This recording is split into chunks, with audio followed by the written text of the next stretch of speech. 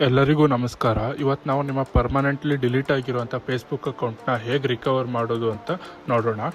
First ನಿಮ್ಮ Chrome ಬ್ರೌಸರ್ನ open ಮಾಡ್ಕೊಳ್ಳಿ. ಬ್ರೌಸರಲ್ಲಿ facebook.com/support ಅಂತ ಸರ್ಚ್ ಮಾಡಿ.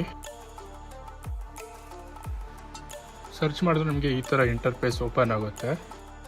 ನೆಕ್ಸ್ಟ್ ಇವಾಗ ಫಸ್ಟ್ ಆಪ್ಷನ್ ಅಕೌಂಟ್ ಸೆಟ್ಟಿಂಗ್ ಅಂತ ಇದೆಯಲ್ಲ, ಅದನ್ನು ಕ್ಲಿಕ್ ಮಾಡಿ.